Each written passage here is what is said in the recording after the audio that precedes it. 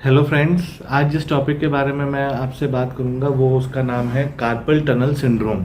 आपने देखा होगा कि बहुत सी लेडीज़ मोस्टली उनको ये अफेक्ट होता है। वो कहती हैं कि जैसे हम रात में सोते हैं तो सुबह उठते हैं तो फिर हाथ सुन्न हो जाता है या हाथ में झंझनाहट होती है, हाथ की उंगलियों में झंझनाहट होती है।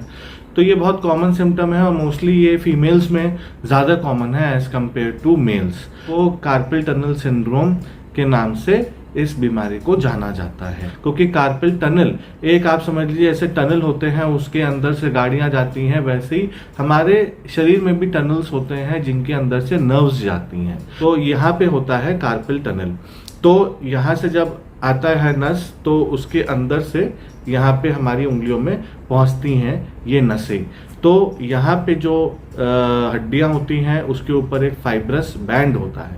तो वो एक ऐसा टनल के आकार का स्ट्रक्चर बनाता है और उसमें से नसें जाती हैं और फिर फैल जाती हैं और उंगलियों को सप्लाई करती हैं।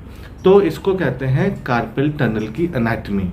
अब होता क्या है कि फीमेल्स में जनरली थायराइड की कमी होती है जिसमें TSH बढ़ा रहता है और T3 T4 जो है वो कम होता है। तो उसमें कहते हैं हाइपोथायराइडिज्म।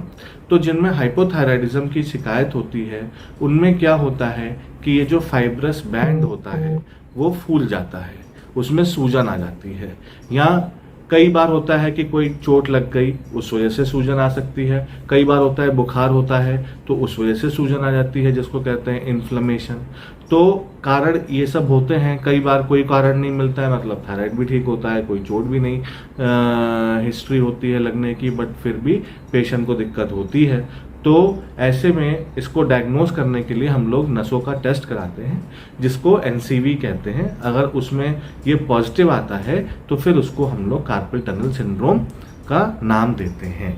उसमें मतलब यही हुआ कि जब अंदर से चीज़ जा रही है, नस जा रही है और उसका फाइब्रस बैंड अगर स्वेल कर जाएगा तो वो उस नस को दबाने लगेगा।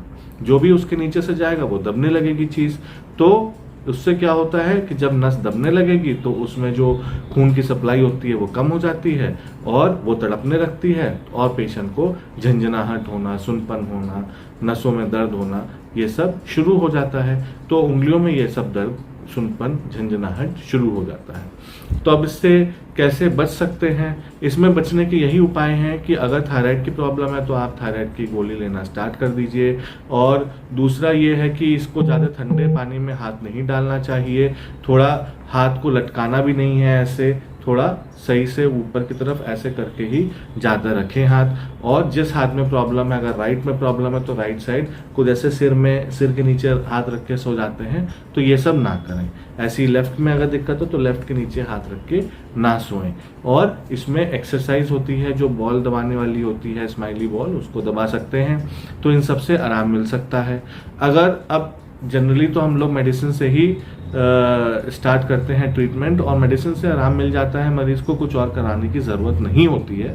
किसी को बहुत ही ज़्यादा कंप्लेन है, बिल्कुल बर्दाश्त नहीं हो रही है झंझनाहट, सुनपन या दर्द, और दवाइयाँ भी ले चुके हैं और दवाइयों से भी राहत नहीं है, तो फिर उसमें सर्जरी के लिए हम लोग एडवाइस करते हैं। सर्जरी क्या होती है कि जो बैंड होता है, जो सूज जाता है, उसको हम लोग फिर सर्जरी द्वारा कट कर देते हैं। तो जब वो कट हो जाएगा वो कुछ दबाव नहीं देगा नसों पे, तो नसें फ्री हो जाएंगी और आगे उंगलियों में कोई झंझनाहट और सुनपन नहीं रहती है।